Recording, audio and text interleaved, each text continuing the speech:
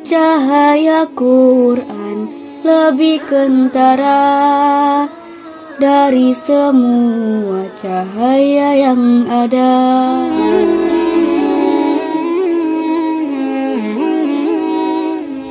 Bismillahirrahmanirrahim. Assalamualaikum warahmatullahi wabarakatuh.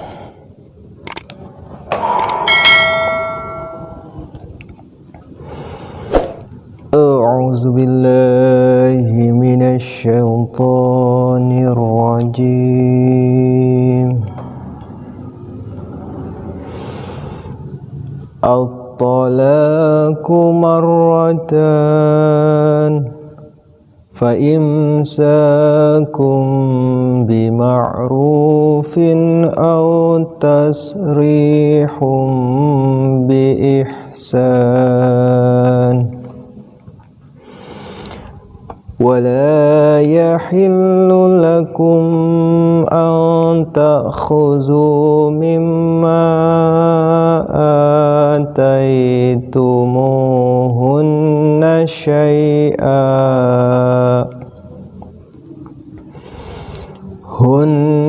شيئا إلا أن يخافا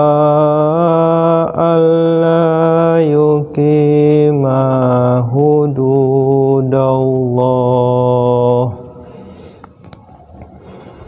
fa in khiftum alla yuqima hududallahi fala junaha alaihima fi maftadat bih. Tilka hududullahi fala ta'taduha wa may yata'adda hududallahi fa ulaika humuz zalimun. Aku berlindung kepada Allah dari godaan syaitan yang terkutuk. Perceraian yang demikian itu 2 kali, kemudian tahanlah perempuan-perempuan itu dengan layak atau lepaslah mereka dengan baik. Dan tidak dihalalkan bagi kamu mengambil kembali sesuatu dari apa yang telah kamu berikan kepada mereka, kecuali kalau keduanya khawatir tidak akan dapat menegakkan hukum-hukum Allah.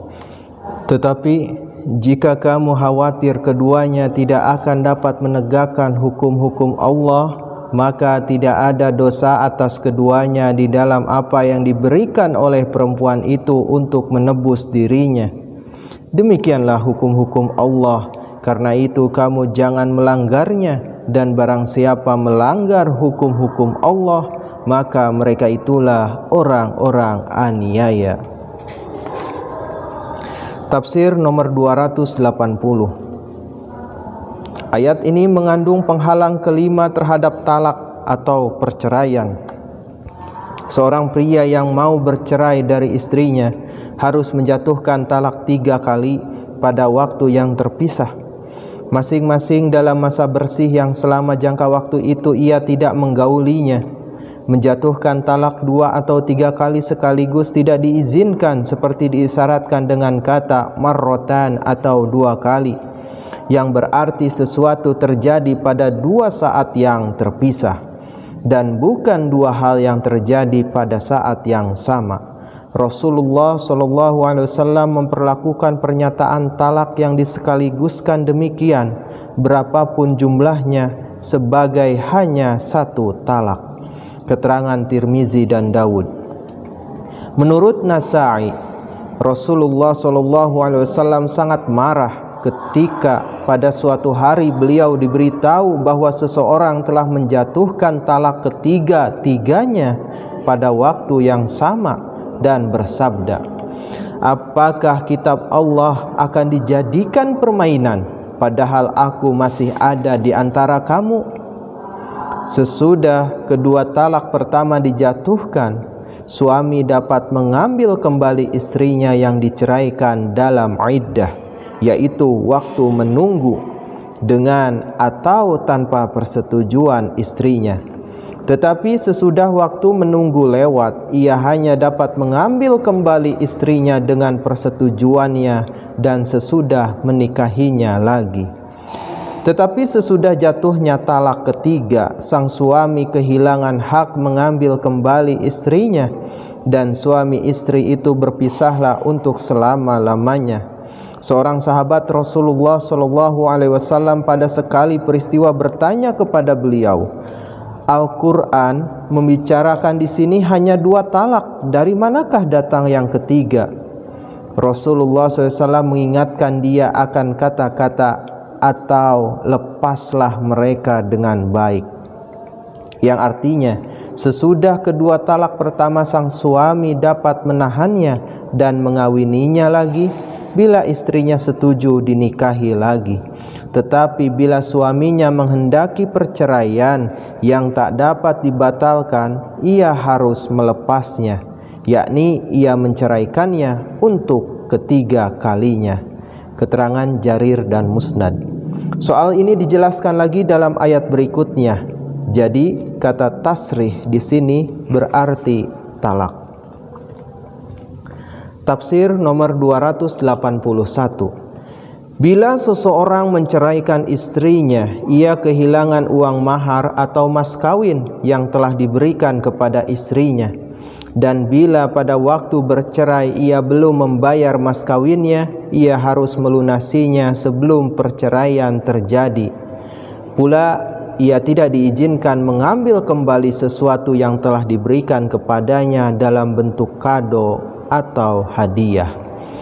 Tafsir nomor 282. Tetapi bila istrinya lah yang meminta cerai yang secara istilah dikenal sebagai khula, harus memperolehnya dengan perantaraan seorang qadi atau hakim, seperti diisyaratkan oleh bentuk jamak dalam kata kamu khawatir.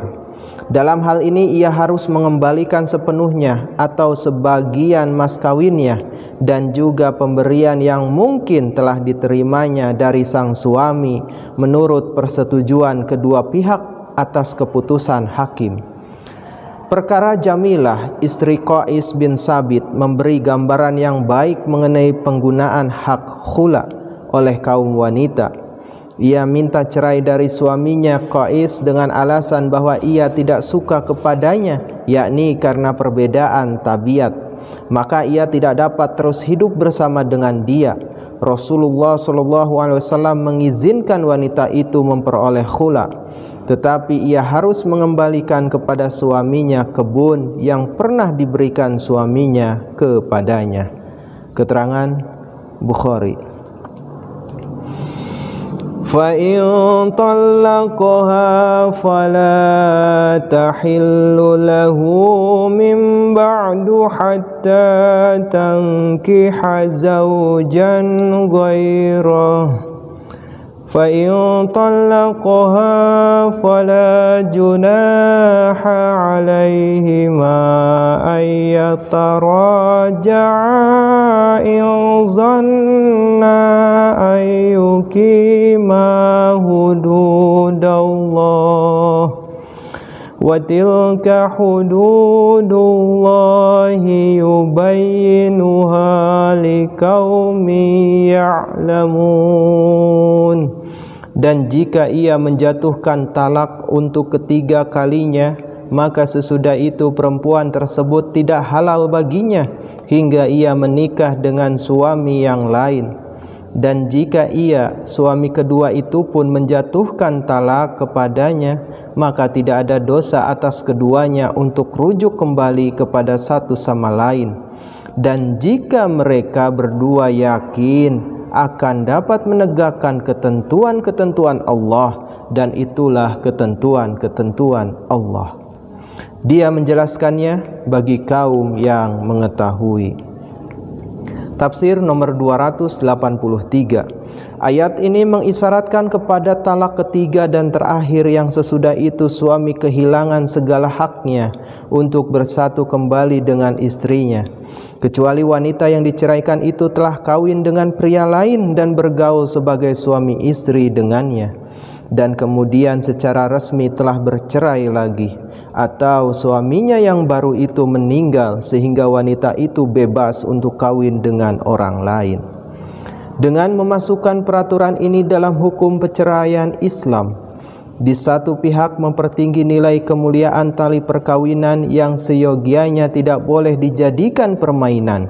Di pihak lain Islam masih memberikan kesempatan walaupun sangat tipis kepada sepasang pria dan wanita yang pernah hidup bersama sebagai suami istri untuk berbaikan kembali bila mereka menginginkan demikian. Wa iza talaqtumun nisaa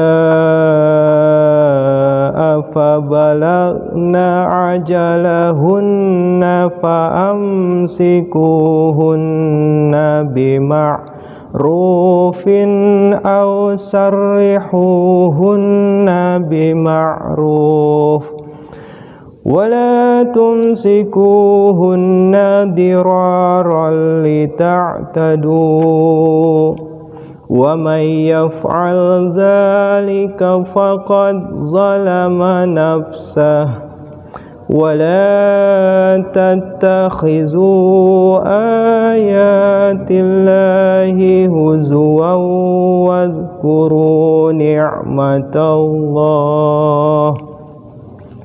واذكروا نعمة الله عليكم وما أنزل عليكم من الكتاب والحكمة يعظكم به واتقوا الله واعلموا أن الله بكل شيء عليم.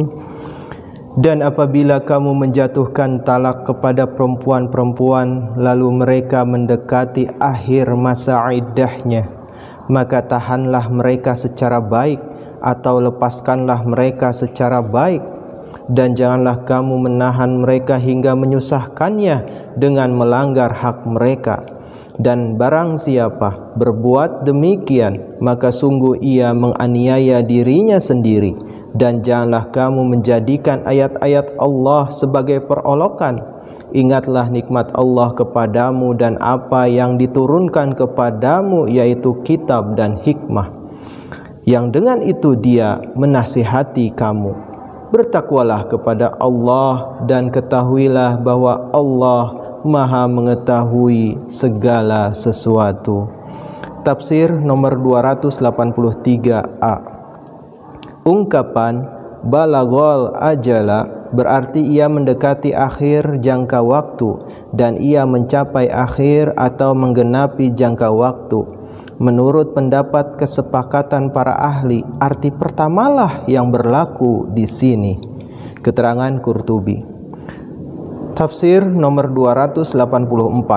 Seperti telah jelas dari siyak sabaknya atau konteksnya, talak yang disebut di sini mengisyaratkan kepada talak yang dapat diurungkan atau dibatalkan. Sesudah talak demikian dijatuhkan, hanya ada dua jalan yang masih terbuka bagi sang suami. Ia dapat menahan istrinya dan memperlakukannya dengan baik, atau berpisah dari istrinya dengan cara yang baik dan pantas. Ia tidak diizinkan memperlakukannya dengan tidak baik dan membiarkannya dalam keadaan terkatung-katung. Alhamdulillahirabbil alamin. Jazakumullah ahsanal jaza. Wassalamualaikum warahmatullahi wabarakatuh.